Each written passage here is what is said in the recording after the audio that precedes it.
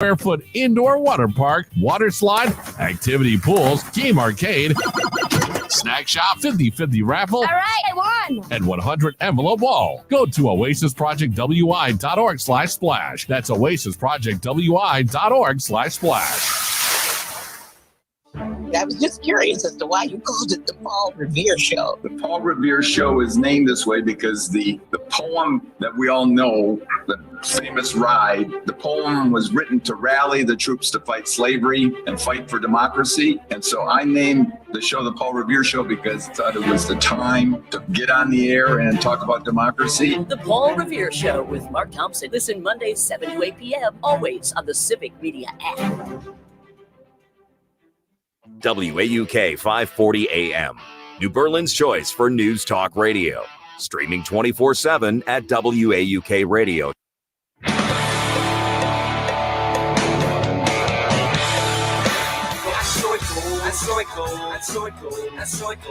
Who's the most fun to drink with of the Republican lawmakers? Todd also confirmed that Robin Voss has virtually no sense of humor.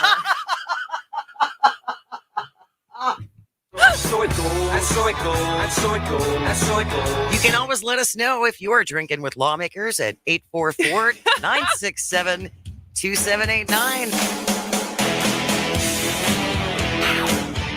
Moving Wisconsin forward, one joke at a time. This is Kristen Bry with As Goes Wisconsin. Yada, yada, yada. Hello, Wisconsin! Hello, Wisconsin. Happy Election Day. I would love to hear from you if you have already voted. Leave me a comment in the live stream, which just went live. So we missed the first hour, but on Facebook, YouTube, and Twitter, anyone watching there, welcome to today's election edition. If you voted already, give us a shout. If you're encouraging other people to vote, give us a shout. If you have we want to see your stickers. Yes. We want to see everything celebrating voting. 844-967-2789. If you tag As Goes Wisconsin on any social media platform with your picture of your I voted sticker, I will retweet, share, boost, all of the things. All the I will things. celebrate you if you want to share your celebration of democracy and voting today, because man, it's a big deal. Yeah, it's a big one. 844-967-2789. You can text that number. You can call that number. Texter from the 920. You were talking, Kristen, about why today is such a big day, obviously because of our Supreme Court race in the 8th Senate District here in Wisconsin. Of course, the former president getting indicted in New York. But the 920 says another thing that makes today big is that NATO just added Finland in the last hour or so. That is a very big deal. Also, That is a did big you know deal. that their prime minister, the party lost by 1%, and so the 37-year-old prime minister, who is, got in, had work boundaries, and she during COVID she went out and left her work phone at work, so she will no longer be prime minister, but she had a very gracious exit speech as far as this is what democracy looks like. But I read that this morning as well, that she, big day for Finland, and that they both joined NATO, and also they're going to have a change in the majority party. But other big news, obviously Trump's indictment, our election, Finland joining NATO, and I do think this is getting covered, and I just don't know if it's breaking through the noise of the Everything election else. and everything else, because and I have my newsletters that I read every morning, and there's usually kind of between the 3 or 4 that I read for national news, the stories overlap, and there was only a couple, not even full paragraphs, but like acknowledgments that this is even happening in Tennessee, versus, again, we know how much information I usually get from TikTok, specifically an account called Under the Desk News, which does an incredible job doing independent reporting, who brought this to my attention yesterday of just the absolute chaos going on in Tennessee. And do we have the one that is, there's a couple bleeps in it?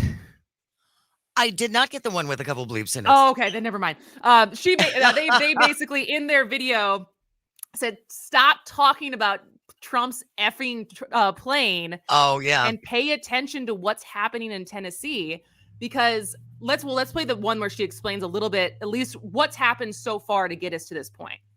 There is an emergency crisis of democracy happening in the state of Tennessee right now.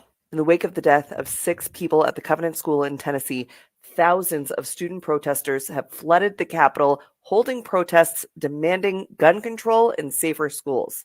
The protests have been entirely peaceful with no reported injuries. And again, this is one of the largest student-led protests in our recent history. And the House Speaker of Tennessee's legislature has now equated this protest asking for safe schools with the January 6th insurrection. So I don't know if you've seen any of the videos over the last week since Thursday of young people flooding the state capital of Tennessee and causing a ruckus, right? Like wanting to be heard as young people to do something. I've seen videos of, body chains and state troopers ripping them apart. But it's been a demonstration. It's been peaceful, but it's been a demonstration of huge turnout of young people saying, when is enough enough? And we've seen this before after Marjorie Stoneman Douglas and the big day of action that they had for March for Our Lives. But like, this is not a movement of young people that is going away. And how much outsized, I don't think we can actually fathom it, of what it's like and how many school shootings there's been. Like we had to do bomb threats. And there was every once in a while there was a bomb threat drill. I never had to do active shooter drills. And now the fact that this is just a regular thing for them. I think the fact that certain politicians think that this can just be ignored is ridiculous. And so there's been this outpouring of support and demonstration in Tennessee. And 3 of the major supporters of the protest are 3 democratically elected representatives that hail from Nashville, Memphis, and Knoxville. And here's what happened to them. Yeah, it was proposed yesterday, and I think it's happening right now. So this is the sound from Justin Jones, who's a representative from Nashville. So what's going on here in Tennessee today? So 3 of us lawmakers who stood with our constituents demanding that they take action, and hear that thousands of people gathered on Thursday talking about the crisis of mass shootings. We've been kicked off our committees as representatives elected by our constituents. Each of us represents 78,000 people, and our people are being silenced because they're kicking us off committees. They're threatening to take a vote to expel us today. Our member ID badges have been shut off. Our representative ID badges have been shut off. And this is not what democracy looks like. We are elected to serve our constituents, and I'm the youngest Democratic lawmaker here, the most diverse district. And by shutting me down, they're shutting down the voice of my constituents. So this is one of my constituents, whose family was hit, a victim of the Waffle mass shooting. And so we're here to speak for them, and they won't even let us speak for our people. They wouldn't let us talk on the floor. They shut our microphones off. They shut our voting machines off. We couldn't even talk about the issue. And so when we went to the well to force the issue, they called us insurrectionists and are now trying to expel us from the legislature. So expel them from the legislature. So it was a little hard to hear him, but basically the Tennessee Republican lawmakers took the first steps on yesterday, to expel the 3 Democratic members of the obviously GOP dominant House for their role in the recent gun control protest at the state capitol.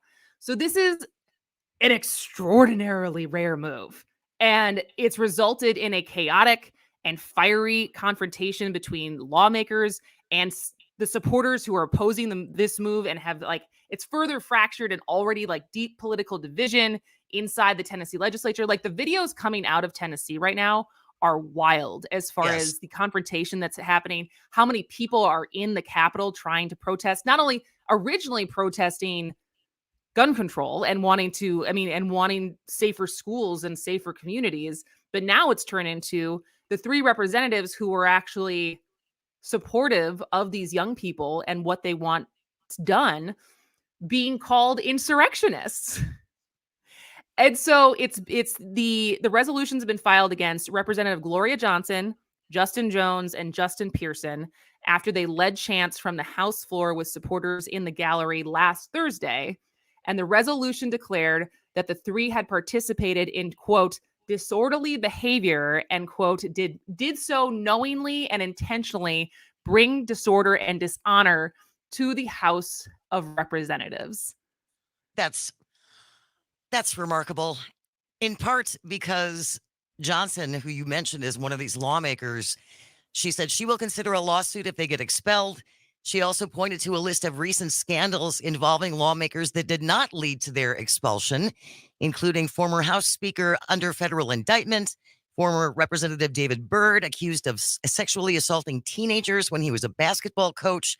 This is a quote from Johnson. "We had a child molester on the floor for years. They helped him get reelected and did nothing to expel him. We've had members pee in each other's chairs.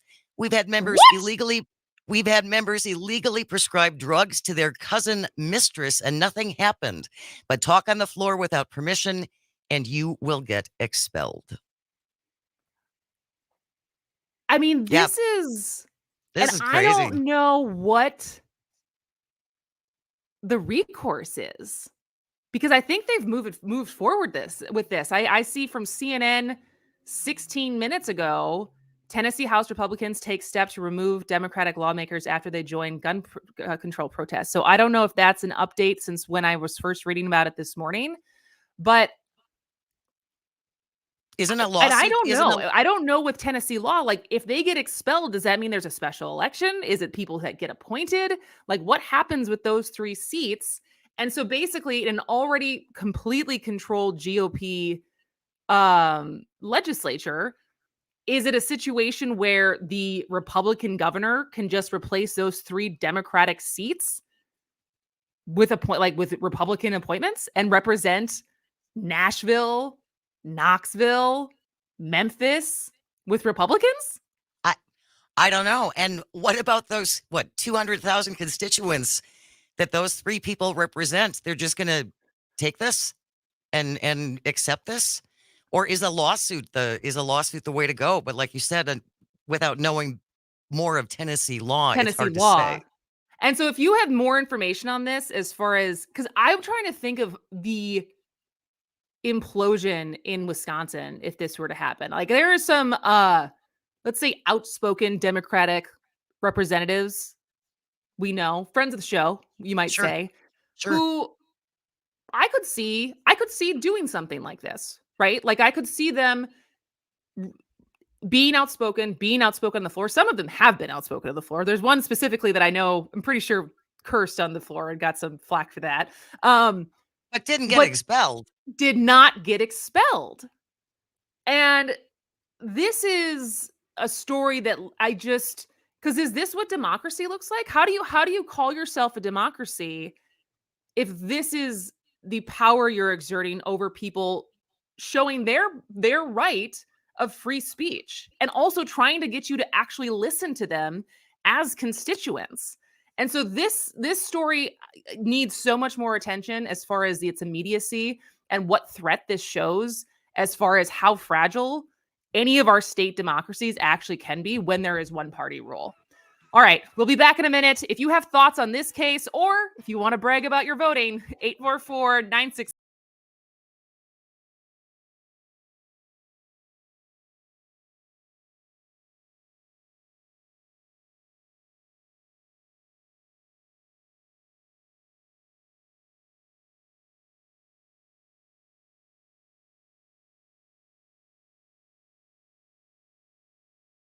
Hey, this is Matt from Design Garden. Remember when the internet was new? Back then, you had to leave your house to start a business. Companies used to pay programmers bags of cash to get online. Now, small businesses can get online with a Facebook business page, or Squarespace, or Google My Business, or WordPress. But which tools should you use? Can you afford to go down the wrong path? Design Garden uses modern tools to build your website the right way. Find us online at design.garden. Again, that's design.garden. It's easy to listen to your favorite local radio station anytime. Download the Civic Media app from the Apple or Google Play Store, then listen live or whenever you want from anywhere for free. Max Inc. Radio with Dennis Graham from Rockonson. Appreciate all the support of Mad Radio 92.7. And by the way, a tip of the hat to Civic Media. That was a great article in the Cap Times by Paul Fanlin. You guys got a great model that you're growing around the state, local interest with radio stations throughout these different markets. And a tip of the hat, and you're focusing on local music and nobody's doing it. So great job. Listen to Max Inc. Radio Saturday night, 6 to midnight on the Civic Media Radio Network. You are never far away from your favorite radio station. We're always streaming on TuneIn and the Civic Media app. And if you missed your favorite show or game, listen to a podcast of it anytime on the app or our website, civicmedia.us. Here's your updated forecast on the Shaw. Cloudy skies expected this afternoon with isolated thunderstorms likely. High of 47. Winds out of the east, 15 to 20 miles an hour. Isolated thunderstorms likely tonight. Lows dip down to about 47. Overcast skies. Scattered thunderstorms likely tomorrow. Daytime highs approaching 67. Mainly sunny skies and calm. For Civic Media, I'm meteorologist Eric Height. Currently, it's 39 degrees. WAUK 540 AM. Brookfield's choice for news talk radio. Streaming 24/7 at WAUKradio.com.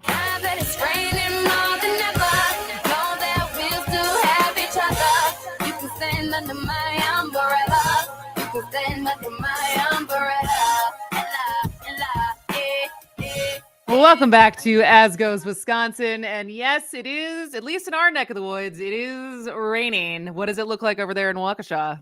It's stopped for right now. It was pouring not too long ago, but it's slowed down. It's just kind of spitting. Yes, that's I would say it's the same in Milwaukee currently. But yes, if you can vote, I mean, it is your lunch hour, I would think, right now. So if you can vote on your lunch hour, vote early. Don't wait till later. Don't have to stand in the rain later. Go get it done. Go get that sticker and text us or tag us in social media at As Goes Wisconsin on Instagram, Twitter, Facebook, TikTok. And I will be sure, at least after the show, maybe not during the show, but after the show, I will share it and retweet it and boost it in whatever way I can to celebrate you voting. But we would love to hear from you. We want to hear your voting stories of making sure that you voted. Maybe you helped someone vote for the first time. I know I love election day since I started As Goes Wisconsin, because I ultimately get pictures and texts and people tagging me because they want me to know that they voted. and I love it. And I love it. Yeah, that's great. We do have a text from Dave in the Shaw. Thank you, Dave. I voted in downtown Waukesha at 8:45 this morning, like I usually do. Number 93 in the primary a few weeks ago. I was number 42 at the same time, so it looks like a big uptick in turnout. That is great. And then on the live stream, we have Mayor Anissa Welsh saying that she has voted, and then Benjamin Zimmerman saying he's voting after the show. Me too. And so, but yes, we would love to continue to hear from you about voting today, helping other people vote. But then in the next segment at the bottom of the hour, we are going to take a little bit of a break, a breather from politics and elections, and actually going to talk to Wisconsin's new poet laureate, Nick Gulag, who is an associate professor at UW. Is he La Crosse? Whitewater, sorry. UW. He's associate professor at UW Whitewater, and he's also authored 3 poetry books. But we're going to talk to him about what does being a poet laureate actually mean. It's a very what's the job impressive description title for that? Yeah, but what is the job description exactly? Well, and I also think I'm excited to ask him because we know that Jane, you don't get poetry. Is that a fair assessment? I would, if it's too murky, you lose me. But there are some that, I just don't like being confused. Okay, fair. So in the next segment, we are going to talk to Nick Gulag, who I'm very excited to hear about what being the Wisconsin Poet Laureate actually means. But for now, as we wrap up, I guess not really wrap up because I don't think this story is over, but democracy crisis, I would say, is not a far cry from trying to explain what is happening in Tennessee right now. Absolutely. As far as the GOP expelling 3 Democratic lawmakers for speaking out during a anti-gun protest last week after Tennessee saw yet another mass shooting, school shooting. And there was a huge demonstration of young people who showed up at the Capitol, and 3 of the representatives supported that demonstration. And they are now facing expulsion from the legislature, which is for Tennessee, this has only ever been done with 2 other House members since the Civil War. Oh my. So it's an incredibly extraordinary action if they actually follow through with this. And it's hard to watch it from afar and think about how many different states have such a strong, one party has such a stronghold. Like, in Wisconsin, for now, we still have a very strong Republican legislature, but at least we have a Democratic governor, right? But in a lot of these states, and granted, a lot of the states, there's Democratic control with both the governor and the legislature. But this is an unbelievable move as far as potentially then not even doing a special election and just being able to appoint new people. And I mean, on top of that, there's also just the conversations. I mean, Tennessee, obviously, this was also the state that last week, one of the representatives just said, well, we're not going to change anything. Yeah, we're not going to fix it. We're not going to fix it. Yeah.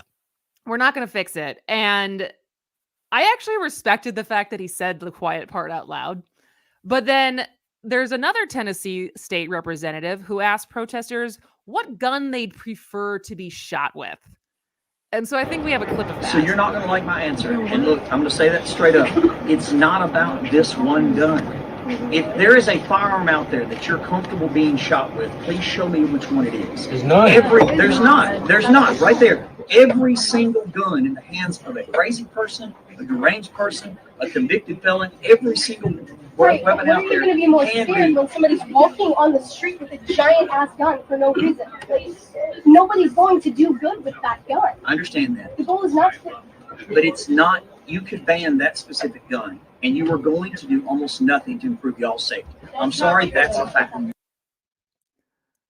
I wish they would just, well, yeah, and I wish the other part they would say out loud is, I get too much money from the gun lobby. Just admit that. Own it. Own it. But even because his point is basically, well, it doesn't matter what the gun is, whether it's a handgun or an AR-15. A crazy person's going to crazy, like a crazy's going to crazy, I think is basically what he was saying. And yet, okay, so red flag laws, universal background checks, other things to try to mitigate people who are unfit to own a firearm from getting a firearm. Can we talk about that if we're not going to talk about banning specifically AR-15s? But we will continue to watch what's happening in Tennessee. But like I said, we are going to take a quick break and a quick breather from politics and talk to Nick Gulig when we come back. Stick around. This is As Goes Wisconsin.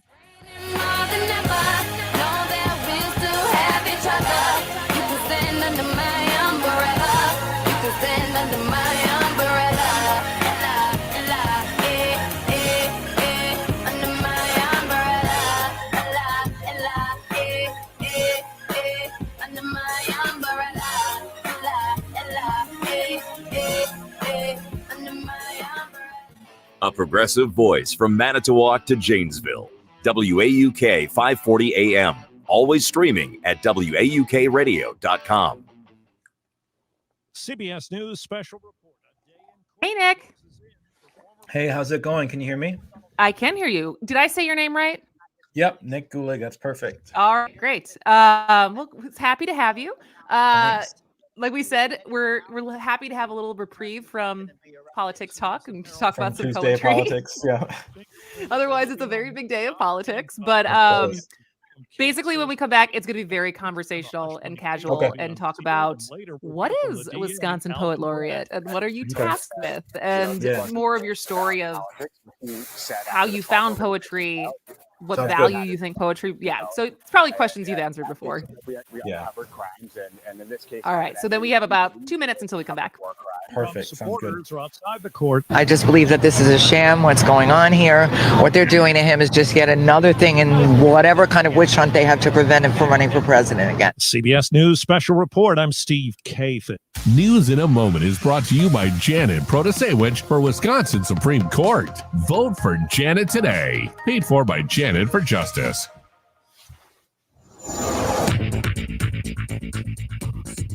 For Civic Media News, I'm Terry Bell. Here's what you need to know. The New York Times calls it the most important election in America this year, and it's happening today. The race for Wisconsin Supreme Court will decide if the state's high court will lean left or right for the next 2 years. There are several other decisions for voters to make, including amending the state constitution to give judges more leeway when setting bail. A special state Senate election could give Republicans a supermajority in the upper chamber. Civic Media's coverage of election returns begins tonight at 8. Wisconsin has a new law aimed at curbing reckless driving. Governor Evers signed a bill into law yesterday that'll let police impound cars for reckless driving if the owner has unpaid fines for reckless driving already. In sports, the Brewers host the Mets tonight. The Bucks are at Washington. I'm Terry Bell, and this is Civic Media News.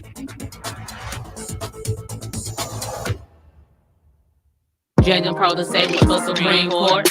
Ladies need to rally up and use your voice. Should be a woman's choice to make decisions for your body. Vote Jalen Protasewicz for Supreme Court. Spread the word around. April 4th, let's all vote. We need someone to represent and give us all hope. For public safety and protection rights of all people. Jalen Protasewicz guarantees she treats us all equal. Let's vote. April 4th, 2023. Jalen Protasewicz for Supreme Court. Paid for by Janet for Justice.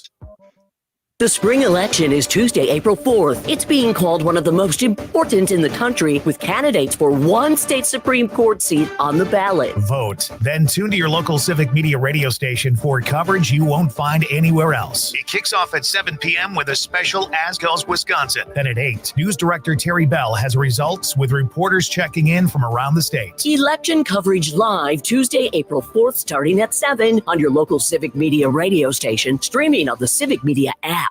4 times the fun, 4 times the excitement, 4 times the reasons you need to get to the Oasis Project's May 4th Splash for Cash event at Springwater Park. Join us for a day of fun in 45,000 square foot indoor water park, water slide, activity pools, game arcade, snack shop, 50/50 raffle, All right, I won. and 100 envelope wall. Go to oasisprojectwi.org/splash. That's oasisprojectwi.org/splash. Up North News Radio is Wisconsin's new choice for progressive talk about important state issues, from the team that brings you the news through social media, newsletters, and here on the radio. I'm Pat Kreitlow. Join me weekday mornings from 6 to 8 a.m.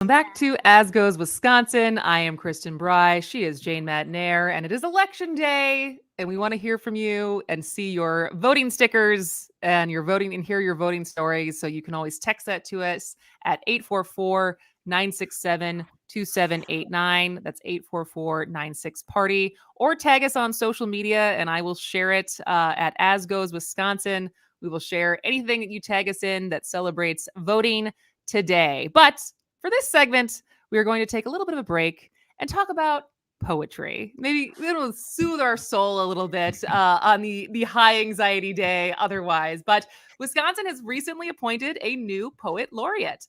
Nick Gulag is the author of 3 poetry books and is currently an associate professor at UW-Whitewater and is the new Wisconsin poet laureate. And he is here today. Welcome to the show, Nick. Thanks for having me. Were we just listening to Dolly Parton? Is my ear right there? You got that right. Well, Awesome. Good ear. Good I ear. love Yes. her. Sounded like a younger Dolly.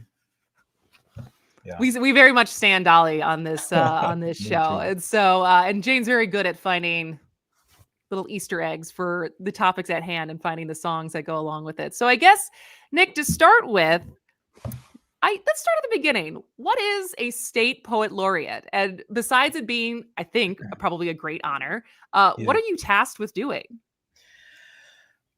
I'm figuring that out as I go along. And so essentially what that means is like all the descriptions of what the role is are pretty open. They're pretty abstract. I think the role is open enough for different folks to bring to it what they're able to and what they want to bring to it.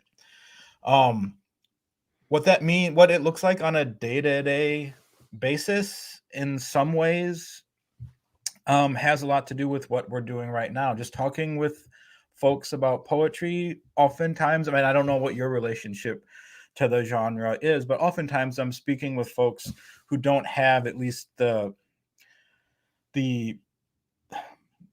intensity of the kind of relationship that I have with this genre that I've been cultivating a relationship with since I was 13 years old or so, right? So I'm speaking with folks for whom poetry is, at least in comparison, somewhat distant or somewhat abstract or somewhat alien. And I'm trying to have conversations with them about what poems are, what they can be, what I hate the word use, but it seems to come up a lot in this position, like what use, what utility they might have, which could be something that it's a term I'm resistant towards, but it's not to say that poetry hasn't been useful to me. I've turned to it probably more often than anything else. So it's not like Governor Evers calls you on Monday and says, I need 5 haikus about cheese by Friday. I don't know how I would respond to that, but no, thankfully, yeah. And go ahead. Oh, Nick. sorry.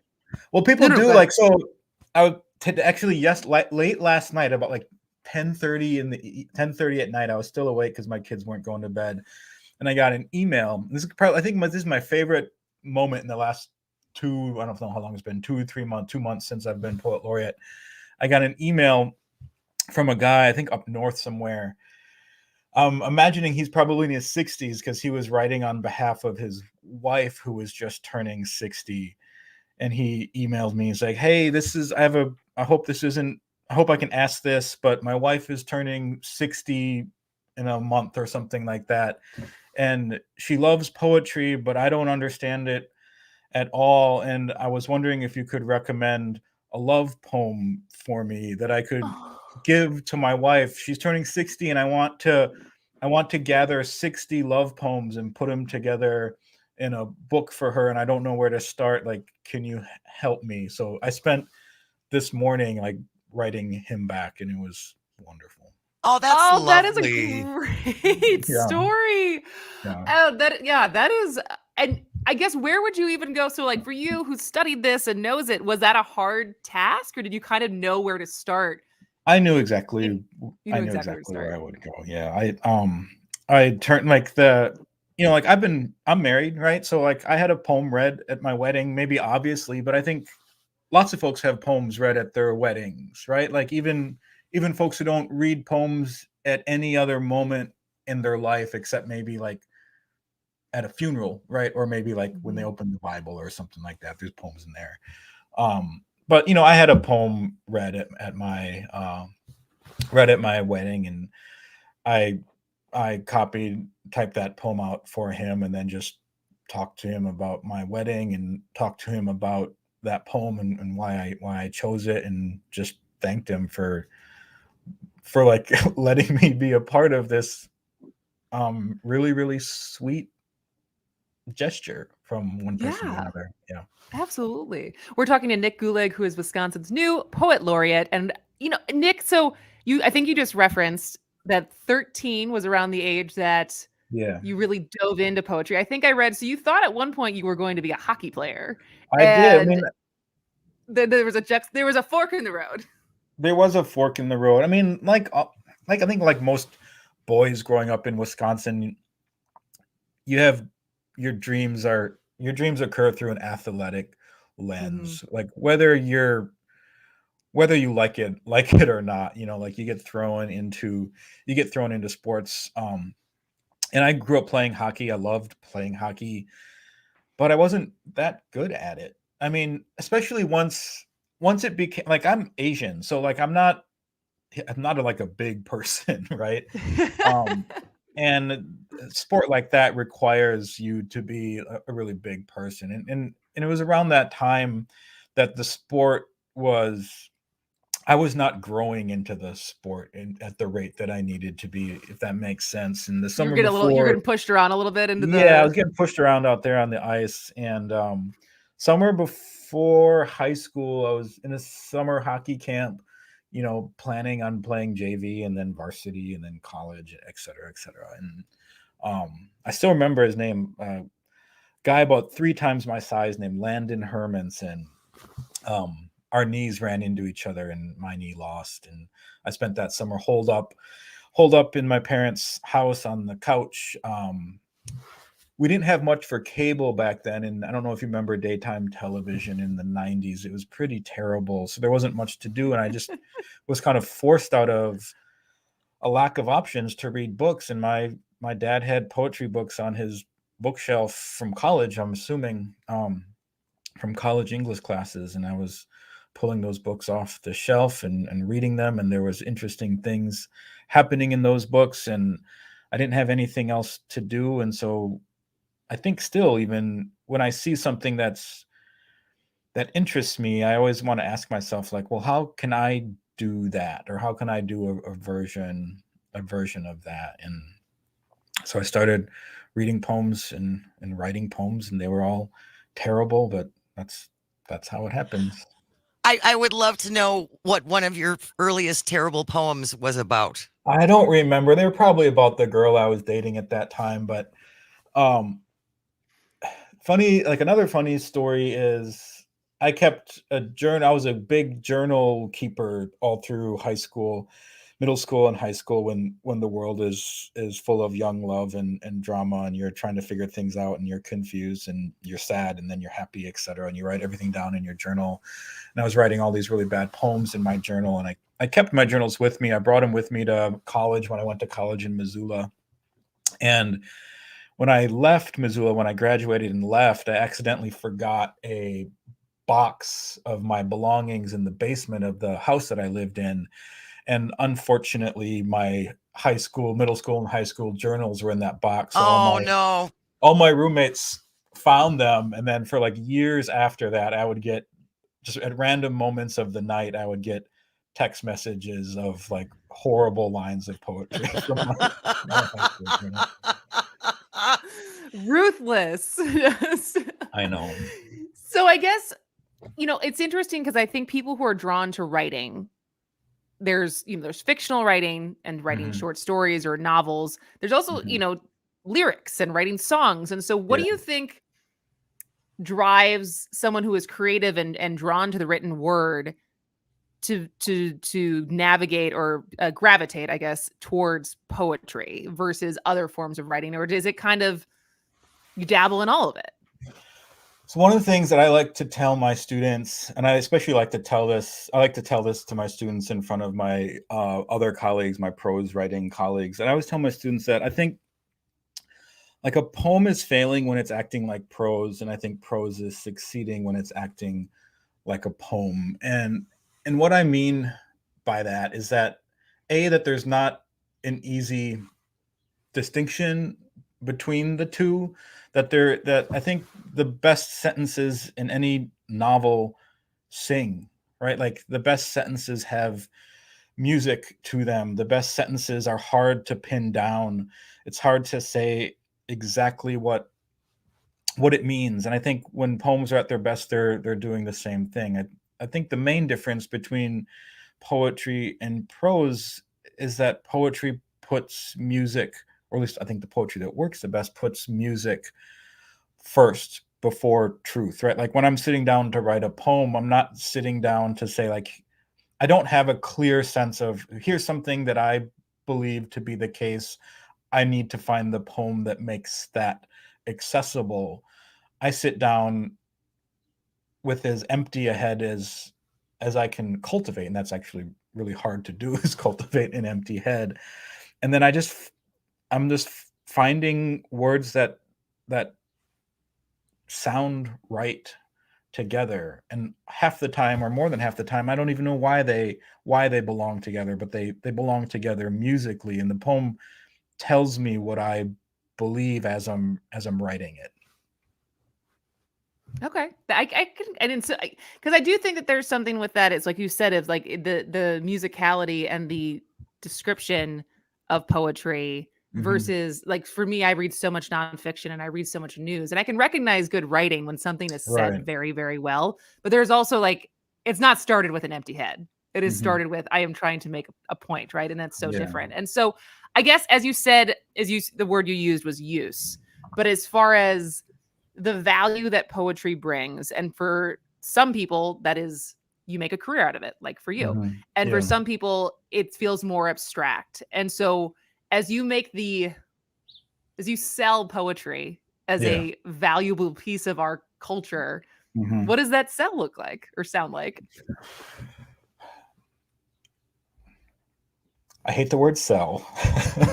My word. I know exactly what you mean. I wish we had like less. I wish I had more metaphors available for me that weren't tethered to capital. Because I think that's the selling point, or that's the utility. I think one of the things that keeps this is a double-edged sword. I think one of the things that keeps poetry important is the ways in which it is almost inherently resistant to the kinds of commodification that other art forms are so prone to. Like, you can turn a novel into $1 billion movie, right? And I think is once money's, I mean, you think about politics all the time. So like, as soon as money's involved, like things get weird really, really quickly. You can't make money writing poems, or very, very, very few people do. And so it's one of those very few activities in which you're doing something for the sake of the thing. And I don't feel like we have very many opportunities like that in this late stage of capitalism. That is a fair point. All right, Nick Gulick, this went by so quickly, so we have to let you go, but this was wonderful. I will post all the information, more information to find you in case anyone else would like to get your help for a love poem project. But congratulations on your new post as Poet Laureate, and thank you so much for spending time with us. Thanks for the work you do. Appreciate it.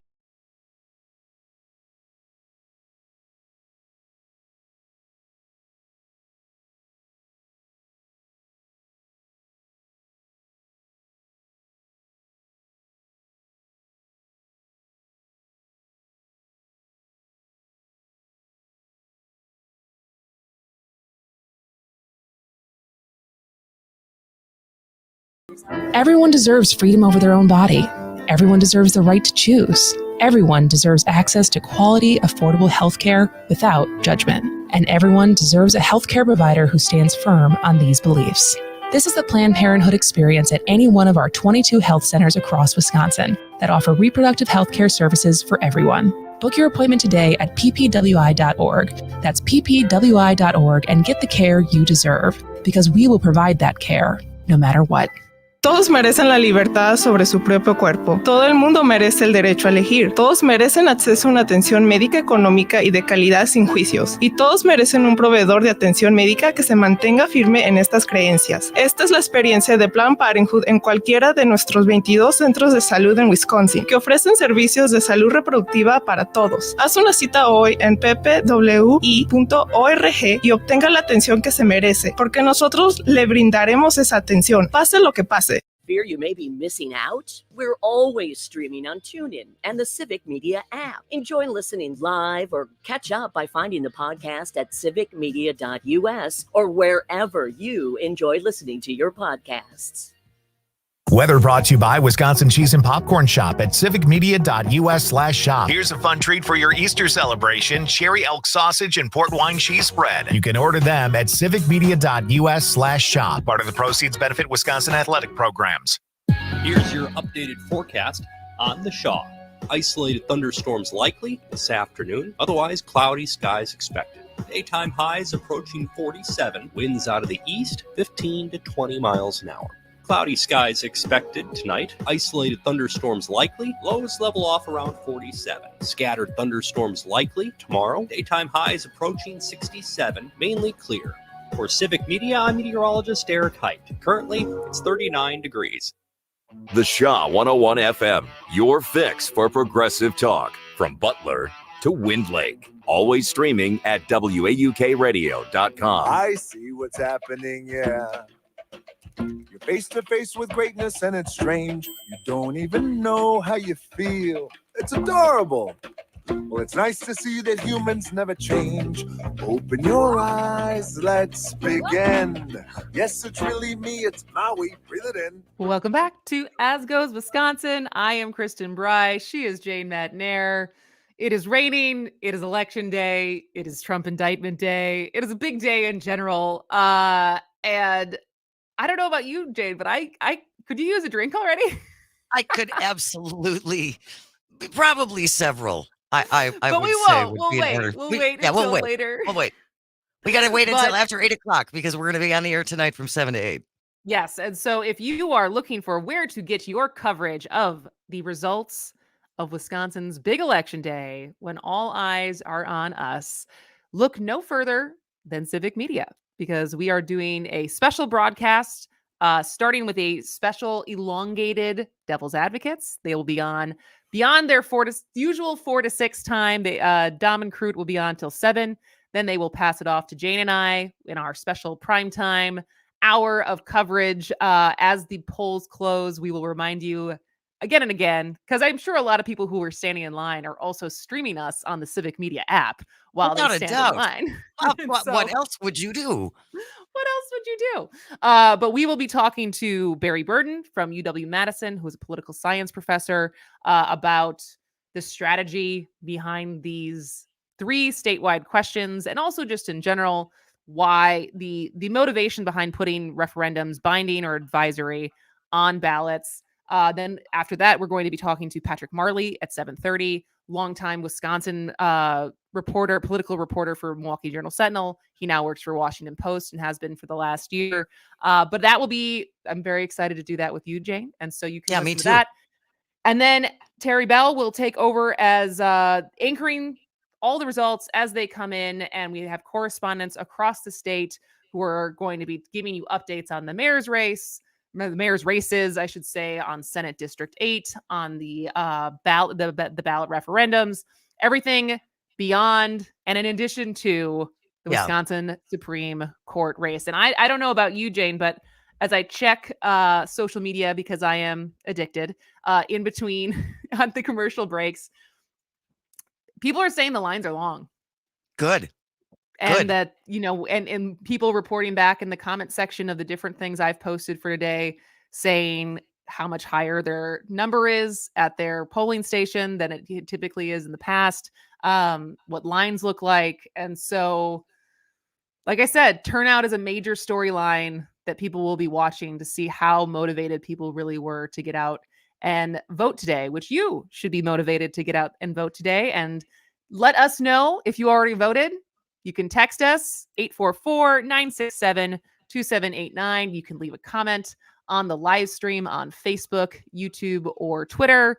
You can also add us on social media, and I will share anything you share celebrating. Show us that you voted at As Goes Wisconsin on Twitter, Instagram, Facebook, TikTok. And so, yeah. We have a text. Oh, go ahead. We have a text from the 262. You two should sponsor a drinking game from 7 to 8 p.m. tonight. Every time you hear the words crucial Waukesha County, you get to drink. All right. It is crucial. I think Waukesha is always, all the suburbs of Milwaukee are so fascinating to watch now. As far as the last couple elections, as we've seen them become bluer. And I think Waukesha County was very much in favor of Jennifer Dorow. And it'll be interesting in the same way that the split between Rebecca Clayfish and Tim Michaels. And then like the suburbs really did not show out for Tim Michaels in the fall last year. And so it'll be interesting to see if we see a similar trend as tonight's roll in. From Josh Egan on the YouTube live stream, Greenfield was busy, but no line at about 10 a.m. this morning. Well, a lot of people are at work, Yeah.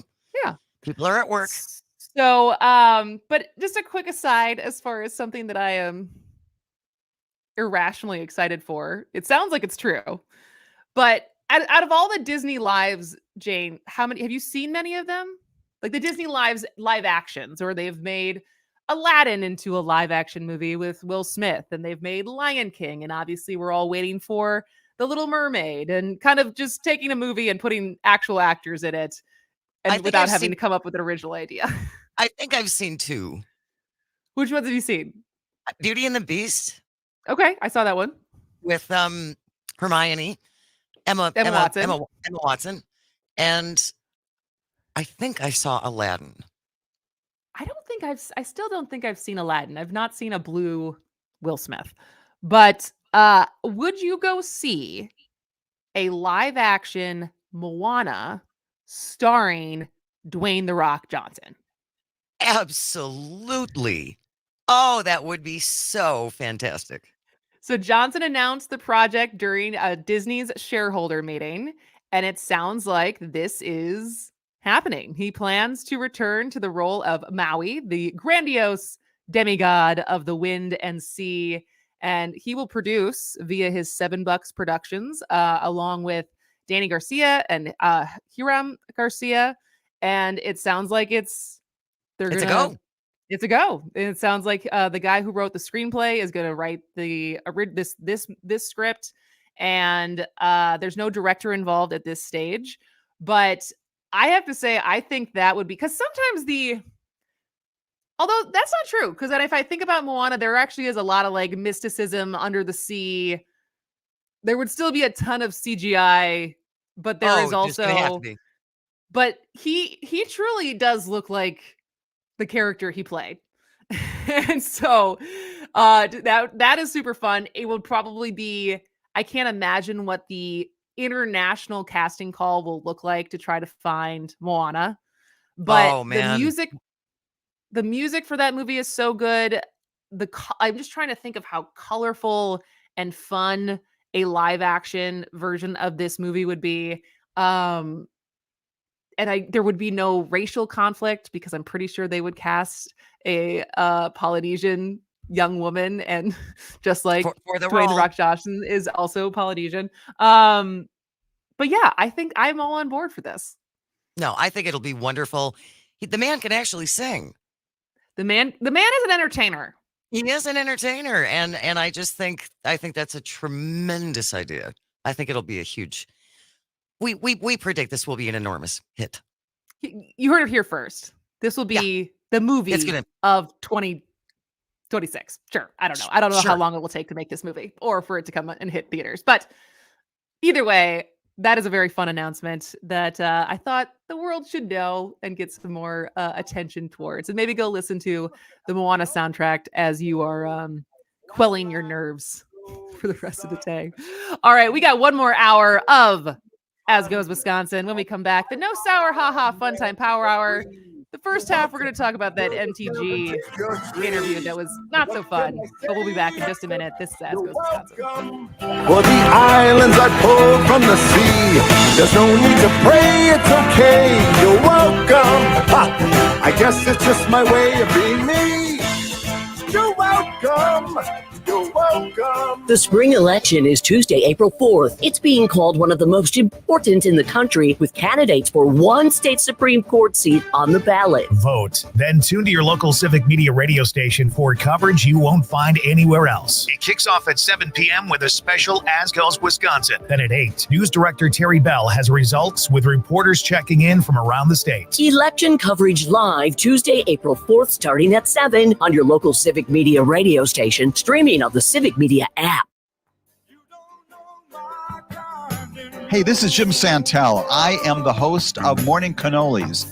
Every single Saturday morning from 9 a.m. to 11 a.m., we talk about the major stories in law, in government, and the aspiration for justice in America. Delighted to have you join, call in, and be a part of our discussion right here on the networks of Civic Media. You are listening to WAUK 540 AM Jackson, W266 DR Waukesha, always streaming on the Civic Media app. This is CBS News on the Hour, presented by Indeed.com. I'm Steve Kathan. Former President Trump is about to head to court in New York to face a judge. CBS's Errol Barnett at Trump Tower. Around me, what you're seeing is an intensified police presence ahead of former President Donald Trump leave his home, head to court to effectively turn himself in and be arrested. As I can tell you, there are pro-Trump supporters on the street, driving around in a truck, honking their horn with MAGA flags. And there's also a team of protesters who have images of former President Trump behind bars saying he needs to be held accountable. I'm Matt Piper at the courthouse in Lower Manhattan. The protests here are growing louder. Some who are here in support of Donald Trump. I think it's a miscarriage of justice. I think he'll come out on top. I think he'll be our next president. Others chanting, lock him up. To support law and order and watch Trump get booked. It's been a long time coming. It's expected the indictment against Trump will be unsealed in the hush money case, and he'll enter a not guilty plea. CBS News legal analyst Ricky Kleeman. What I will look at is what are each charge. So I want to go to the bottom of each charge and find out what they are. Then I'm going to go back, and I assume it's a speaking indictment, which means that it is written as a narrative. And in that case, we're going to know exactly what the facts are. A federal court has denied a Trump bid to block former advisors from testifying in the Capitol attack investigation. A former top political aide is dead after an FBI manhunt tracked him to Tennessee. Roy McGrath had once been chief of staff to former Maryland Governor Larry Hogan. WJZ TV reporter Alexis Davila. The manhunt for McGrath started 3 weeks ago when he skipped a court appearance for his federal fraud trial here in Baltimore.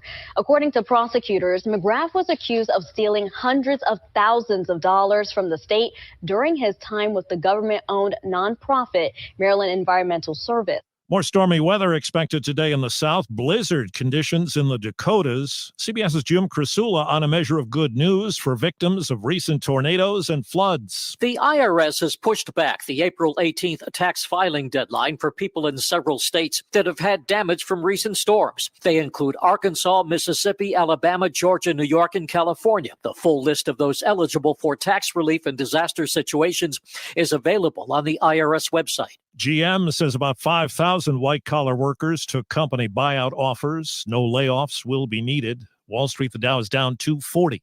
This is CBS News.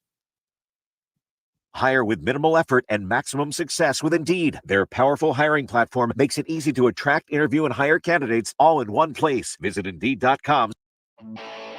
The Shaw 101 FM, WAUK 540 AM, Wisconsin's home for rational talk radio.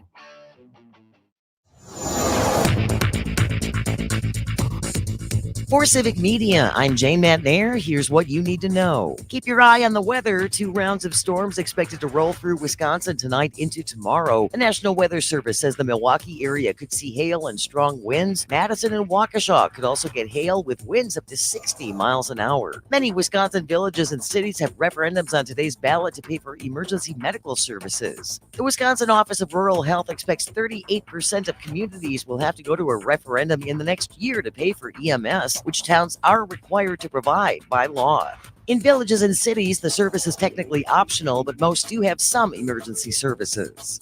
If the referendums don't pass, communities will have to make spending cuts or contract services from other neighboring municipalities. That means response times could be much longer. I'm Jane McNair. This is Civic Media News.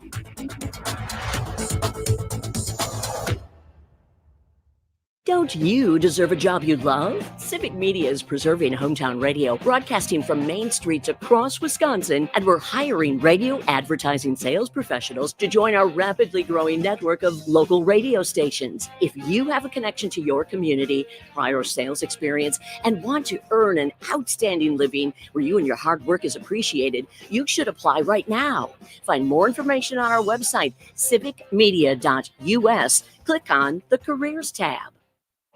A progressive voice for rural Wisconsin. WAUK 540 AM. Always streaming at WAUKradio.com. Buck Tussle is proud to be the major sponsor on Civic Media for the biggest spring election being followed all over America. Buck Tussle, keeping you connected to the world around you. Call today, 877-227-0924. Consumers everywhere are loving the benefits of buying locally produced food. Not only is it fresher and more nutritious, it's also good for the local economy. With state-of-the-art facilities throughout the Midwest, the Village Hearth buns you already love are baked and delivered fresh daily to your local grocer. So whether you like unsliced old-fashioned hamburger and hot dog buns or prefer classic white or wheat, just look for the familiar red Village Hearth logo on the package and you've made the right choice. Village Hearth buns, locally baked and delivered fresh daily. You've got questions about navigating the healthcare system? Kristen Lyerly helps us find answers and discusses other issues at the intersection of healthcare and politics. Hometown Health, Thursday mornings at 7:30 on Up North News Radio. The Shaw 101 FM. Franklin's choice for news talk radio. Streaming 24/7 at WAUK.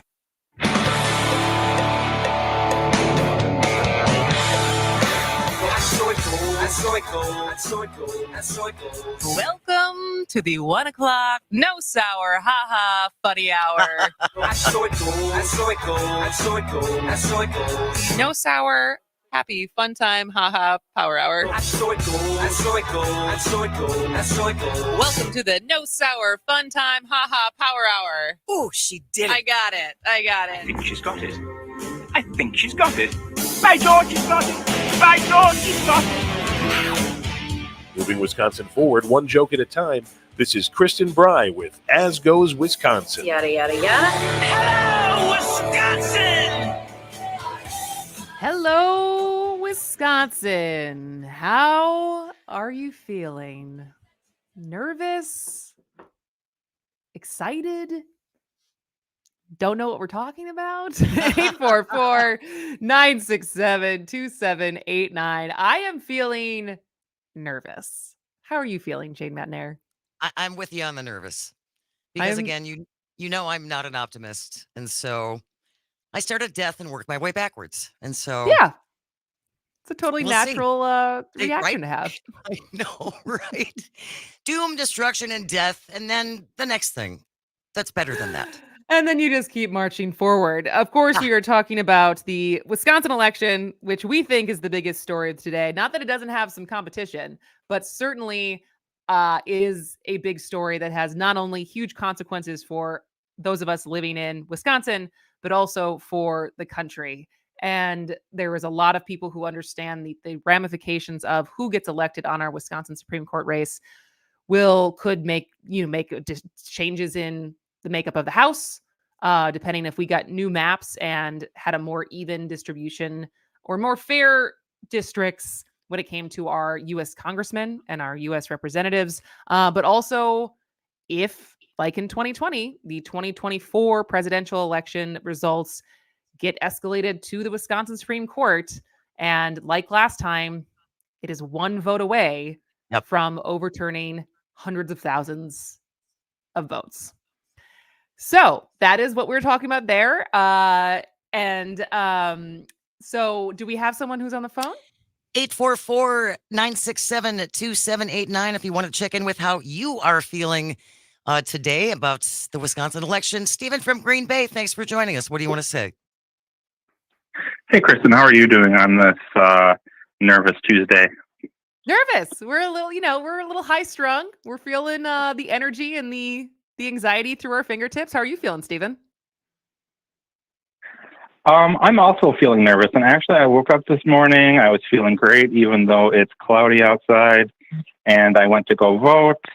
And then I came to work and witnessed a conversation between two of my coworkers, where one of my coworkers didn't even know there was an election today, and the other coworker didn't know what they were voting for. And I thought to myself, how many more people out there are in this same predicament right now?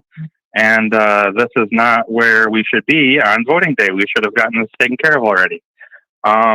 So I am now waiting to see what happens. I'm trying to be cautiously optimistic, but a big emphasis on the cautious part of that sentence. Did you notice Did you notice a larger turnout or anything, Stephen, this morning when you went to vote? So I will tell you, at my specific polling place, the voting sign wasn't even out in front of the door, and the parking lot was full. So that's why I say I'm cautiously optimistic, because I vote in a very red area, and to see that there's that many cars in the parking lot is a good thing, I think. So actually, and also, Stephen, did you take the opportunity after you overheard your coworkers talking to remind them that there was still time to go vote today? I did. I am a proud Democrat, and so when I go, and if I don't know people's political affiliation, I never go in and say you need to vote for the Democrats, because I don't believe that's my job to tell you who to vote for. But I do figure out where they live, first of all. So I know I'm giving them the right information, and I do let them know. Now, one thing I just want to say real quick, about the turnout. Some of that higher turnout here in Green Bay could be because of the mayor's race. I will tell you, locally, the mayor's race is getting a lot more attention than even the Supreme Court race. It's a huge race in Green Bay. So that could be a reason why we have some higher turnout too. And I think that's a great thing, right? As far as people being motivated and being tuned into their local races, whether it's a mayoral election, school board elections, because I think more and more, the more people that grasp those elections really matter, and they affect your community and they affect your city, to be a motivating factor to get people to polls is, I don't care. Like, I think that's a great thing as well. Thanks so much for the call, Stephen. But I think that's probably the feeling of everyone. Conservative, liberal, Republican. This is the nature of the beast of watching and caring about our elections in Wisconsin. It is never a slam dunk. It's never. It's not. It's not a cakewalk. It is no whatever analogy or metaphor you can think of for something that is in the bag. It is not that. No, not here. Not here. Not here. But we are also keeping an eye on the other big story of today, which is former President Donald Trump's arraignment.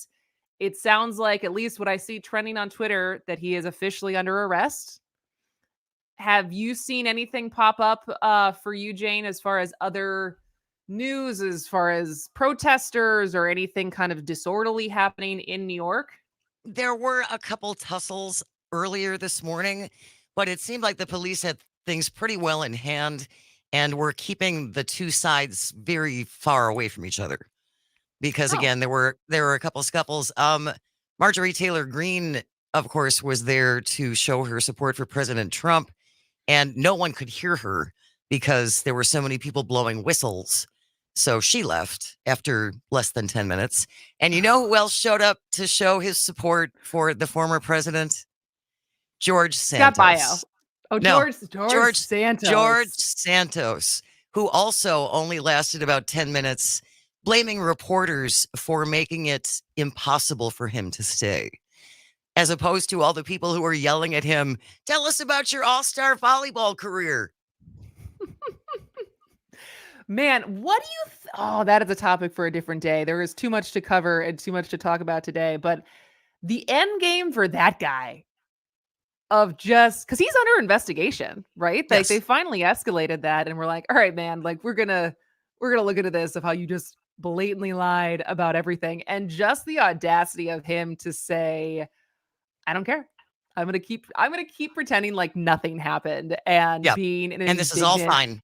entitled lawmaker like the other MAGA folks that I align with. And so that is something. All right. Well, speaking of Marjorie Taylor Greene, I finally watched more, as much as it was painful, of the 60 Minutes interview by Leslie Stahl on Sunday.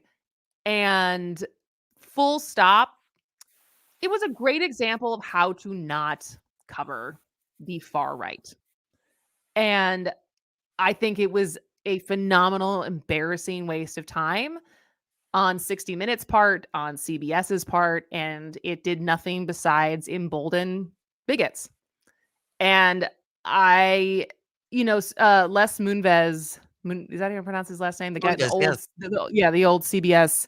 He was on record saying Trump is probably not good for America, but it's good for ratings. Yeah, so we don't care. So we don't care. And I don't know what the ratings were for 60 Minutes on Sunday night. I have to imagine they're higher than usual because she attracts attention. But let's just have a reminder, because sometimes it's hard to, similar to Trump, it's sometimes hard to keep track of all the things that in such a short period of time Marjorie Taylor Greene has done. And this isn't even an exhaustive list, but she's compared COVID safety measures to the Holocaust. She's physically kicked a gun safety advocate. I saw that. She's spread unhinged conspiracy theories, including space lasers starting the California fires. And she spoke at a 2022 white nationalist conference. How could we forget that? And I don't know, am I missing anything off the top of your head that you can think of? Well, she chased down David Hogg, who was one of the survivors of the Marjorie Stoneman Douglas school shootings. She chased him down after that tragedy and was badgering him. And it's important to clarify, I think, that these were Jewish space lasers. Yes. How could I forget they were? Marjorie said they were Jewish space lasers. But yet, there she was on Sunday night on 60 Minutes. And, I don't know what people expected. I don't know what Leslie Stahl expected. I don't know what the producers expected and why, if she was going to show up and be less crazy. But the things that she said on the show were bonkers. Do we have some of the clips from that? Yep, let's take a listen. Things she says that are over the top, like the Democrats are a party of pedophiles. I would definitely say so. They support grooming children. They are not pedophiles. Why would you say that? Democrats support, even Joe Biden, the president himself, supports children being sexualized and having transgender surgeries. Sexualizing children is what pedophiles do to children. It's so misguided. Okay, but my question really is, can't you fight for what you believe in without all that name calling and without the personal attacks? Well, I would ask the same question to the other side, because all they've done is call me names and insult me nonstop since I've been here, Leslie. They call me racist. They call me anti-Semitic, which is not true. I'm not calling anyone names. I'm calling out the truth, basically. Pedophile, call it what it is. I am so disappointed in Leslie Stahl. She just whiffed on that. She whiffed it. Completely let her off the hook. It was mortifying. So if you disagree with me, if you think this is somehow defensible as far as CBS and 60 Minutes deciding to air this, 844-967-2789. Because I think this only emboldens people who are willing to kill trans kids, trans people, people of the LGBT community, doctors. There was nothing but bad things that could happen from this. So 844-967-2789. This is As Goes Wisconsin.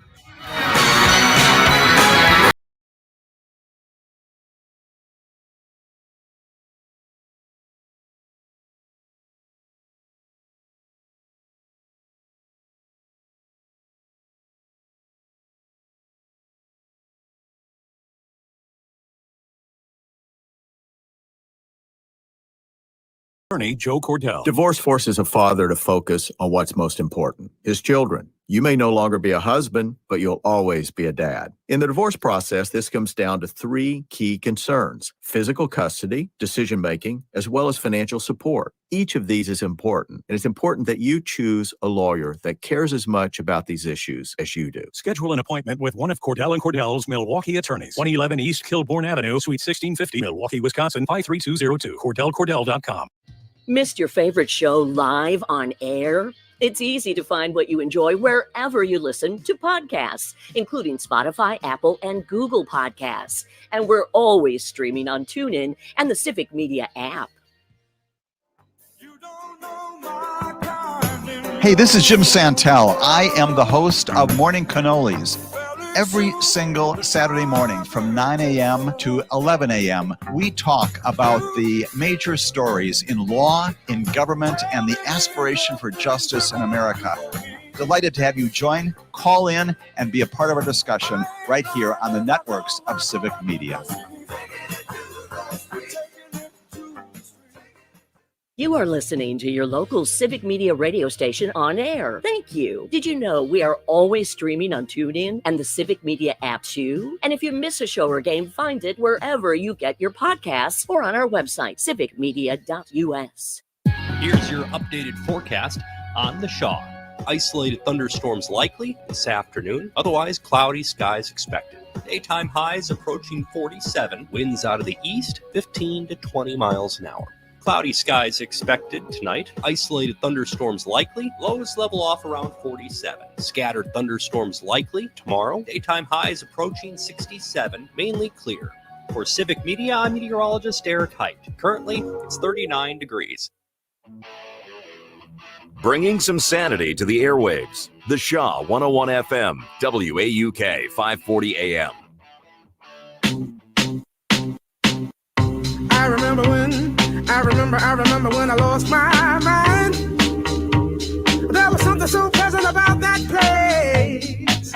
Even your emotions have an echo in so much space. And when you're out there without care, yeah, I was out. Welcome back to As Goes Wisconsin. We are having a good time, and we'll continue to have a good time for the rest of this hour and also into tonight, because Jane and I will be back on the air from 7 to 8 p.m. tonight, prime time, to do our hour of anchoring Civic Media's special broadcast of the election results as they rolled in. Obviously, from 7 to 8, we will have no results yet because polls will still be open, but Jane and I will be there to kick off the special coverage, and then we will hand it over to Terry Bell and the rest of our team, who will be giving you updates as all of the races you care about come to a conclusion. And I mean, we're they're going to cover. Yeah, we're feeling good. I mean, they're gonna cover school board races and referendums and all kinds of stuff. We have people spread out all over the states. Yep. And so we are very much looking forward to that. So keep your dial tuned to Civic Media throughout the rest of the day.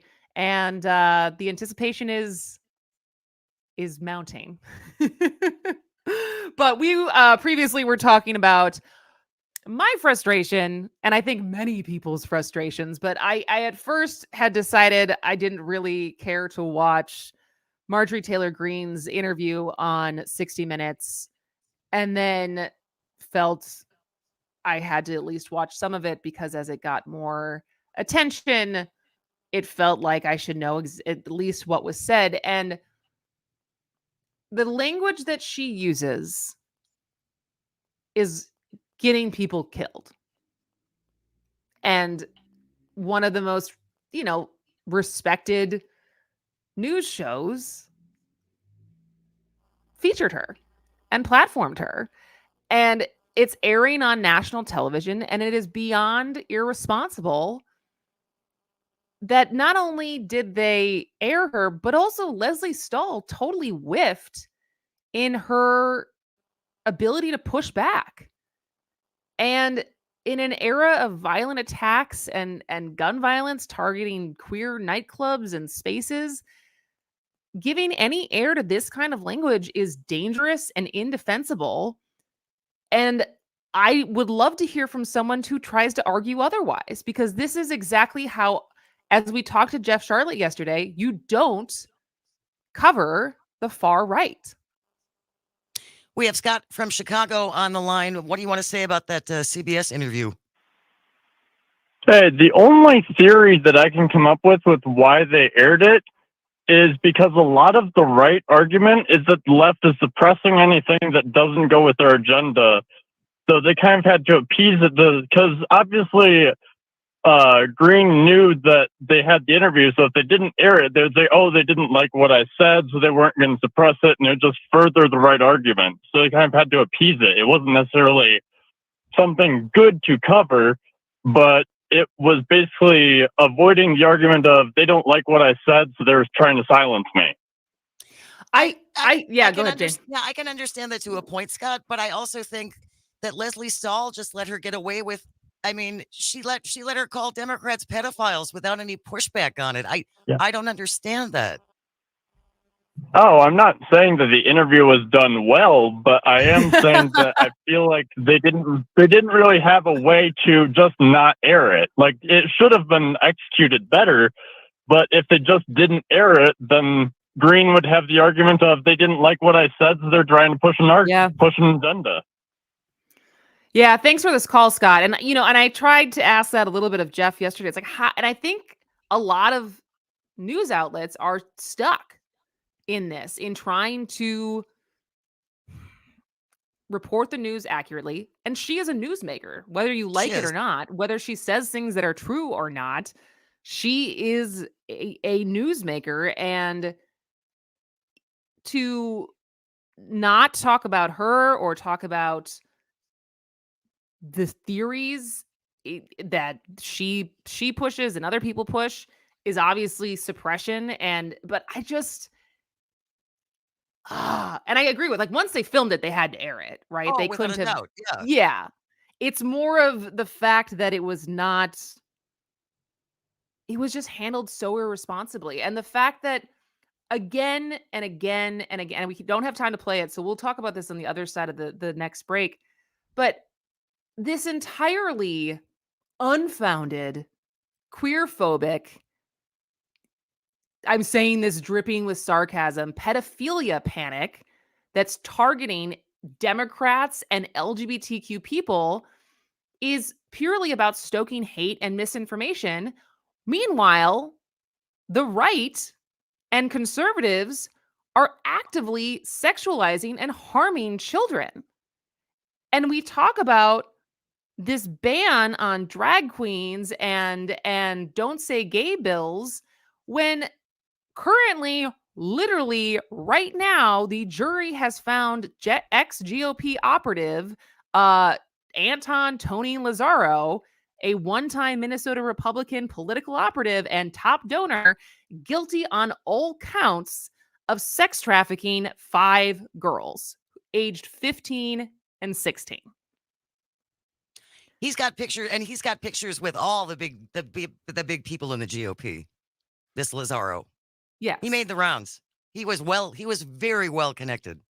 And so the unfounded perpetuating these stories that there is no legitimacy to, and not calling her in the moment besides saying, wow, by Leslie Stahl, and not being there. Like, I would have loved to see Jon Stewart do that interview. I was thinking the exact same thing. He would have taken her to task. And that is how you cover it. We're going to play a little bit more. There's a lawyer on TikTok who's been doing a great job of covering who's actually getting accused and convicted of sex crimes. And big shock, it's not drag queens. This is not so fun, fun time hour, but that's okay. We're going to keep rolling with it. This is As Goes Wisconsin. Baby, we're crazy.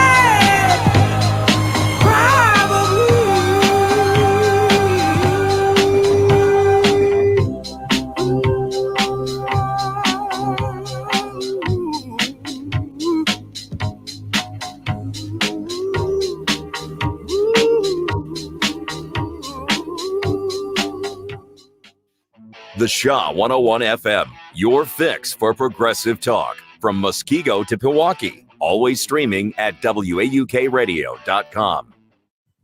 CBS News special report. President Trump has arrived at a courthouse in New York to face his arraignment in connection with hush money during his 2016 campaign. CBS's Nora O'Donnell. Now we see Donald Trump arriving at Manhattan Criminal Court in Lower Manhattan. And there's Donald Trump waving to the cameras and to the crowd. CBS News reporter Graham Cates is at Manhattan Criminal Court. There's supposed to be a very large protest. So far, there hasn't been that much that's materialized. It kind of looks like a small MAGA picnic surrounded by a lot of media cameras and police officers. CBS News legal analyst Jessica Levinson has more on what to expect next for the former president. The charges will be read. The former president will plead not guilty.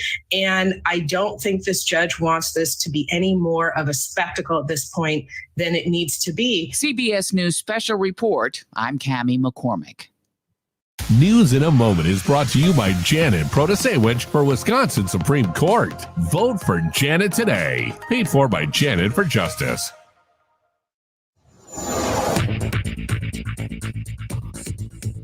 For Civic Media News, I'm Terry Bell. Here's what you need to know. The most expensive state Supreme Court campaign in American history ends today as voters choose between conservative Dan Kelly and liberal Janet Protasewicz. The vote will decide if the court leans left or right for the next 2 years. That matters because the High Court is expected to rule on abortion and voting rules in the near future. Civic Media's coverage of election returns begins tonight at 8. The Budget Writing Joint Finance Committee continues its work without hearing from the head of the Department of Public Instruction. Jill Underly says she's surprised by the snub. Governor Evers is proposing the largest spending increase on education in Wisconsin history at more than $2.5 billion. In sports, the Brewers host the Mets tonight. The Bucks are at Washington. I'm Terry Bell, and this is Civic Media News.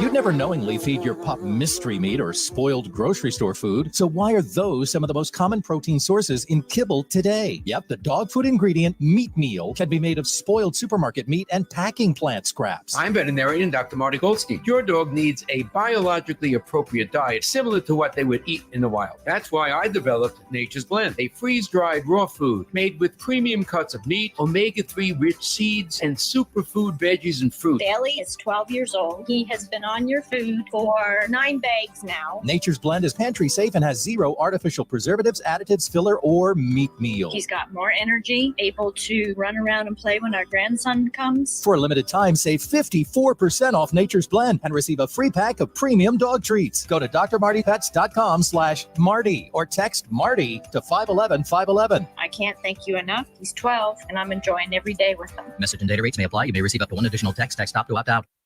It's easy to listen to your favorite local radio station anytime. Download the Civic Media app from the Apple or Google Play Store, then listen live or whenever you want from anywhere for free. Hey, this is Jim Santel. I am the host of Morning Cannolis. Every single Saturday morning from 9 a.m. to 11 a.m., we talk about the major stories in law, in government, and the aspiration for justice in America. Delighted to have you join, call in, and be a part of our discussion right here on the networks of Civic Media. This is Pat Greitlow from Up North News Radio.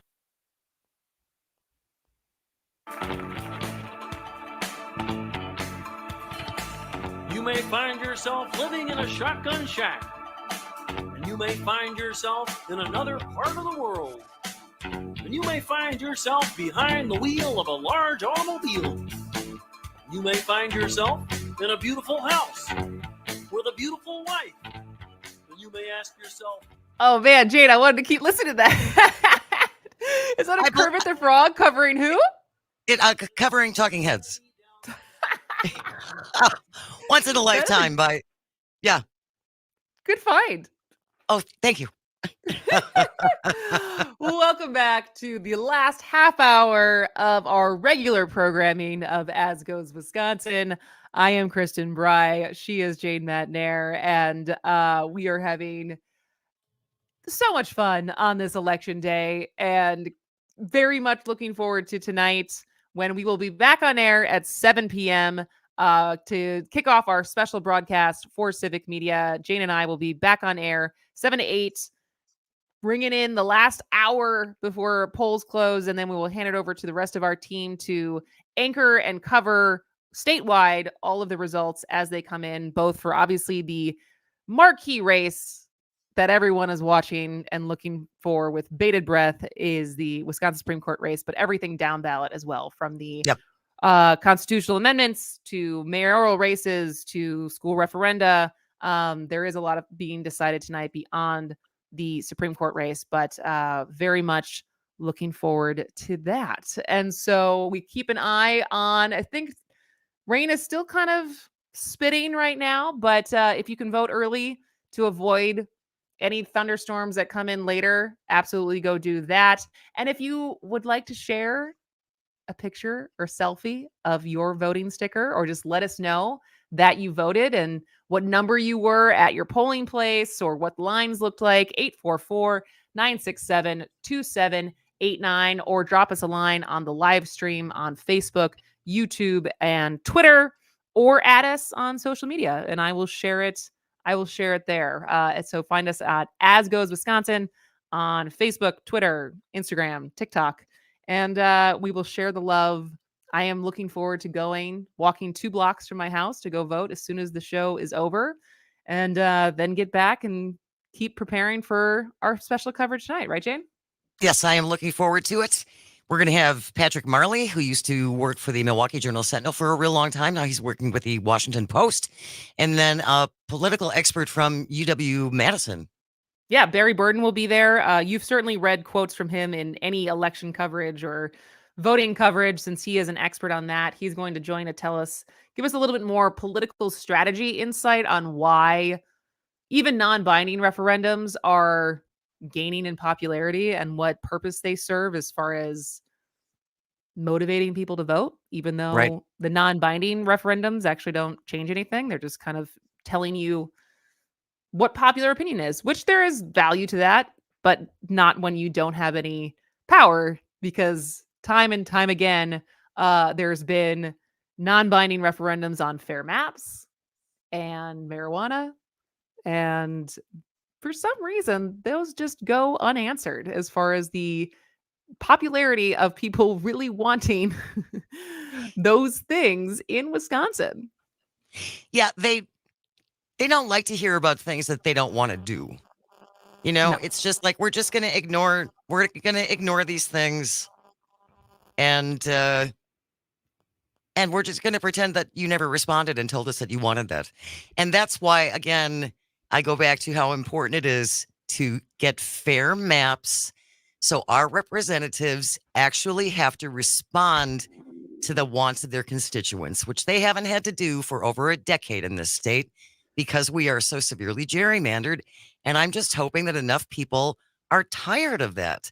And I don't want it democratically gerrymandered either. I want us to have fair elections. I want people to once again believe that their vote can count.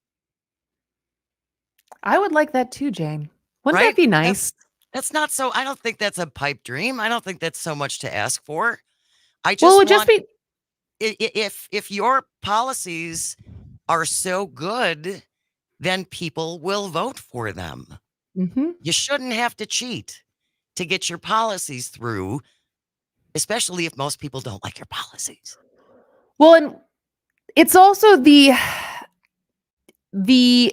adamant, for some people, for some conservatives and Republicans who just refuse to admit that our maps are gerrymandered and just come back to the argument of there is a natural gerrymander because of Dane County and Milwaukee County, which is true. There is a slight gerrymander in the condensed amount of Democrats or people who vote for Democrats living in Dane County and Milwaukee County. It is not a super majority. No, it's not.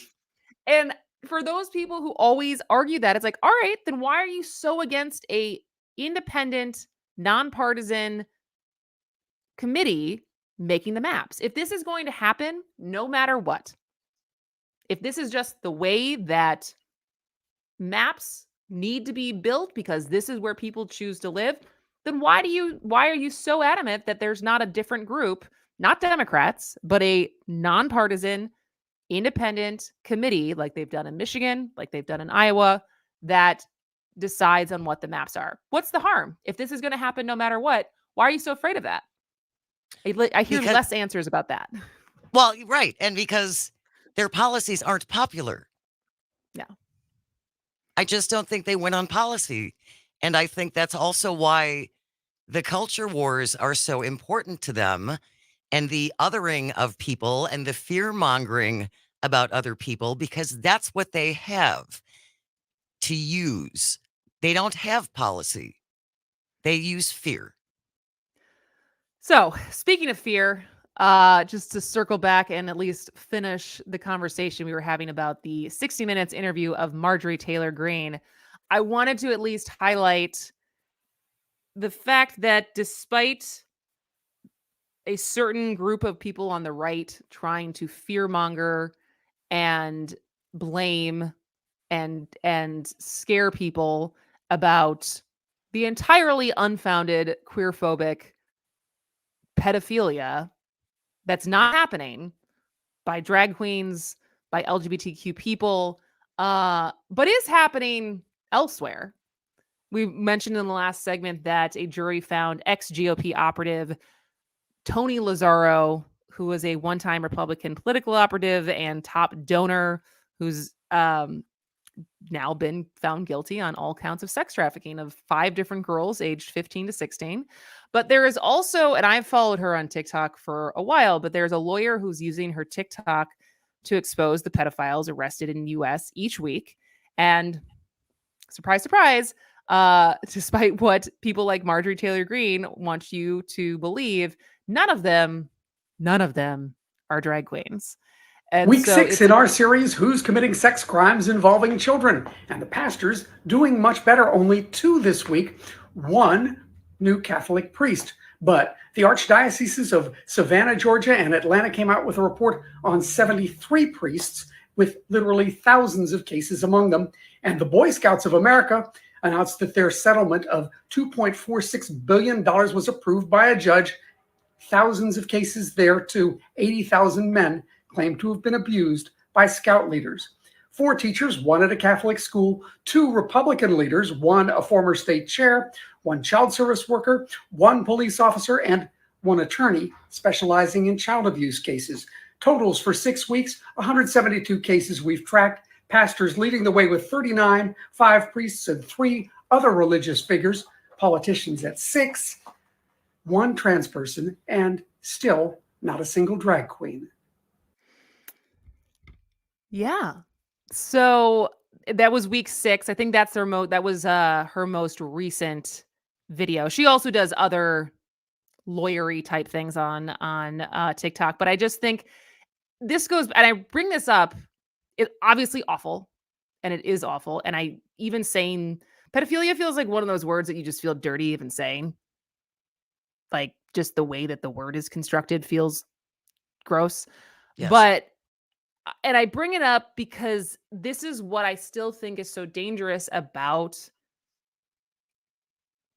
having someone if you're gonna interview someone like Marjorie Taylor Greene, you need someone with a bigger backbone, apparently. And I hate to say that because Lesley Stahl is in a lot of ways legendary as far as a female broadcaster and journalist, but like that was not the heat that needed to be brought with combating her aggressiveness. And ultimately, I just feel like we can show these TikToks, we can put the facts out there as far as who's actually more likely to abuse your children or take advantage of your children. But because bigots are equally like, they don't care about stats or facts, and they just want to hear what confirms what they already think. And 60 Minutes did that. Oh, absolutely. And you had mentioned earlier, she should have been prepped with comebacks and facts to to come back with against MTG like Jon Stewart would have. You got to prep for, and I can't, she has to know that. She's been doing this for 50 years. She had to know that. And I can only believe that these were intentional whiffs on Leslie Stahl's part. But why? What did they For gain by? For ratings. It's sad, Yeah, but I mean, guess. as you said, the former head of CBS, Les Moonves, admitted that Donald Trump is terrible for the country, but it's great for our ratings. And you hate to think that that's true, but here we are talking about it. 2 here we days are. later. Yeah. And so I don't know. I don't have a lot else to add on that besides I just think it's dangerous, and I don't have the right answer as far as how do you. I feel like I do. I genuinely feel like who else besides Jon Stewart has done this well recently? He's really one of the only interviewers that I can think of that really nails it every time, no matter what the topic is, whether it's firearms, guns, that Georgia or Oklahoma lawmaker that he had on, who basically just, the more guns makes us safer, unless, of course, you're a police officer responding to a domestic call at a house full of guns. Yes. So maybe Leslie Stahl needs to do a little refresher course with Jon Stewart on how to properly interview people. Well, and and to a certain extent, I understand it from the point of Jon Stewart's not a journalist. And so his, need to stay objective and like he can come pretty strong without feeling like his journalistic integrity is on the line, where I do understand for journalists that you, in the attempt to be fair, and this both sidesism, but it's just become untenable because it's like, I don't know without having your rebuttals ready, how you interview people who are just going to spread lies and not feel like you're doing more harm than good. You have to prep for it. You have to prep for it and be ready. But I feel like she had to have she's such a pro. And that's why I believe this was an intentional whiff. All right. Well, we have one more segment to round out our election show. So stick with us. Maybe we'll end on a high note. We're trying to end on a high note. This is As Goes Wisconsin. With a beautiful wife. And you may ask yourself, well, how did I get here? Letting the days go by, letting the water hold me down, letting the days go by, water flowing underground into the blue again after the money's gone. Once in a lifetime, water flowing underground. And you may ask yourself, how do I work this? You may ask yourself, where is that large automobile? And you may tell yourself, this is not my beautiful house. And you may tell yourself, this is not my beautiful life. Letting the days go by, let the water hold me down. Letting the days go by, water flowing underground into the blue again after the money's gone. Once in a lifetime, water flowing underground. Same as it ever was. Same as it ever was. Same as it ever was. Same as it ever was. On Tuesday, April 4th, we have a chance to elect people who will do the right thing for Wisconsin and for Waukesha. We need experienced leaders we can trust. Vote for Janet Protasewicz for Supreme Court, Fred Stram for Waukesha County Circuit Court, and Diane Voigt for Waukesha School Board. Janet, Fred, Diane, because we can trust them. Vote on April 4th. Your vote and your voice matter. Paid for by Blue Sky Waukesha. Guys, fellas, men, are you Roman ready for the weekend? Right now, generic Viagra, aka Sildenafil, is just $4 per dose at Roman. Just complete a free online visit with a U.S. licensed healthcare professional. If medication is appropriate, Roman sends what you need in discreet packaging with 2-day shipping. Generic Viagra from $4 at Roman. Go to ro.co/bed. Do it today and get 20% off your entire first order. That's ro.co/bed. Bug Tussle is proud to be the major sponsor on Civic Media for the biggest spring election being followed all over America. Bug Tussle, keeping you connected to the world around you. Call today, 877-227-0924. Text and work. Text and pretend to work. Text and act surprised when someone calls you out for not working. Who, me? Text and whatever, just don't text and drive. Visit StopTextsStopWrecks.org. A message from NHTSA and the Ad Council. Here's your updated forecast on the Shaw. Isolated thunderstorms likely this afternoon, otherwise cloudy. High temperatures reach up to 47. Winds out of the east 10 to 20 miles an hour. Cloudy skies expected tonight. Isolated thunderstorms likely. Lows around 47. Lots of sunshine tomorrow. Scattered thunderstorms likely. Daytime highs approaching 67. For Civic Media, I'm meteorologist Derek Height. Currently, it's 39 degrees. The Shaw 101 FM, Brookfield's choice for news talk radio. Streaming 24/7 at WAUKradio.com.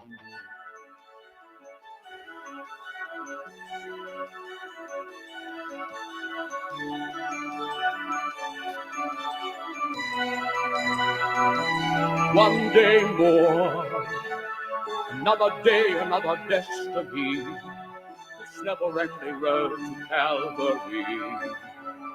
These men who seem to know my crime will surely come a second time. One day more. Oh man, I don't know about anybody else, but that song always rings in my head on election day, as far as the feelings and the anticipation of just waiting to see what happens. And so I tweeted that out this morning. I feel like other people who are following the election who don't know that song probably were like, what is this gif? Why did she put this on here? But it makes sense to me, and it makes sense to Jane. So that's all that matters. So go play Les Miserables One Day More on repeat, because that's certainly what I'm going to be doing between now and when we're back on air tonight at 7 p.m. If you want to check in at any time, of course, 844-967-2789. Talking earlier about 60 Minutes, Leslie Stahl interviewing Marjorie Taylor Greene on Sunday night, 262 checking in. Shame on 60 Minutes. We changed the channel before the interview, and shame on Leslie too. Has she? I don't think she's had a comment yet. I haven't seen anything from her. Not that I would expect to, because once it's done, it's done. But I have not heard anything as far as from CBS or 60 Minutes or Leslie Stahl in the wake of kind of the outrage over that interview. I think she's keeping her head down because she knows she was wrong. Yeah. I do. Also, first time listener 715. First time I've listened to this station, I am sickened. Trans, fine, but don't throw this in children's faces. And Soros? I think he means Soros. Yes, get rid of him. What about Hunter, Hillary, laptops, Clinton's affair, Biden college background? What the F, lady? You are the uninformed. Oh, okay. Thank you for your All text, right. 715. Appreciate that. Welcome to Civic Media. Right. 414 sending a text that was posted by a right-wing radio person who's dumping on Janet Protasewicz because she wanted her gravesite to be located next to her ex-husband's dead wife. What? I had to send this to you. I did not expect the Wisconsin Supreme Court race to mention grave sites. Well, there you go. I missed that one. It sounds like a reach on the Republican side. If that's what they're bringing out as the big guns on the last day, that might be a whiff. Yeah, and I don't want to put the cart before the horse as far as what. We will ask Patrick Marley tonight during our 7 to 8 p.m. coverage when we talk to Patrick Marley at 7:30 about what would a Janet Protasewicz win mean as far as GOP strategy in the legislature, in future campaigns. I think we talked a lot about when Brian Schimming took over the Wisconsin GOP as someone who, we've already seen it as far as the Republicans for the first time since 2020 embracing early voting, because Brian Schimming came out and said, we can't start on election day 200,000 votes down and think that we're going to make it up. And so it'll be interesting to see if there is yet another, that would make it 14 out of 17 statewide races that Democrats would have won. If there eventually becomes like, hey, you're not going to win statewide with MAGA candidates. You're not going to win statewide on culture wars. And if there is a potential attempt to about face, or if there's a doubling down. And I think there's just, like I said, the anticipation is high, and the anticipation where we go from here starting tomorrow will be interesting. 262 checking in again at 844-967-2789. LOL. That last person was straight up trolling on election day. You guys must be doing something right if people like that are texting in. Well, and we appreciate it. Listen, I'm not so thin-skinned that I wouldn't entertain calls from people who disagree with me. Obviously, when there is, I'm going to say, I was like, I don't think that's true, but I'm not going to hang up on you. I agree with Jane you. might. Provided, these are producer rules, provided you stick to the topic, you're respectful, and you don't talk over the hosts.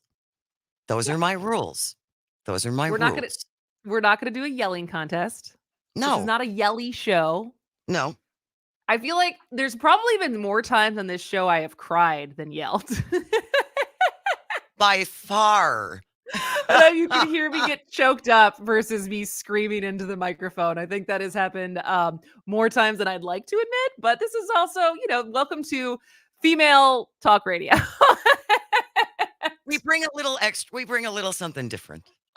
We do. We certainly do. And we will bring it again tonight from 7 to 8. But tune in. Just keep Civic Media on for the day. Obviously, we have Dueling Tangents and the Chad Holmes Show coming up next. And then it's Matt Flynn.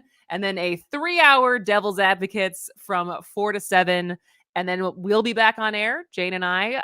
And then we will hand it over to our news team with Terry Bell anchoring and bringing in the results with all of our correspondents across the state. But if you have not voted yet, once again, go vote. I am literally going to go out, get my umbrella, walk 2 blocks, go vote, and probably take my selfie afterwards. Jane, will you send me a selfie of you with your video, with your voting sticker?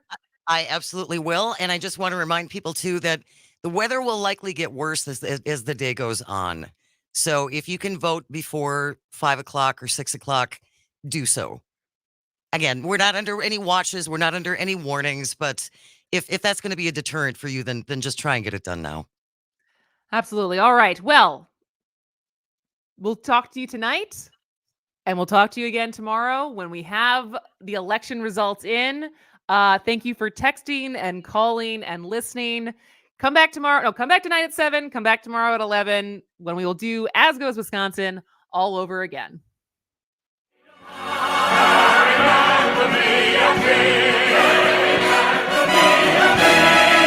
a new world.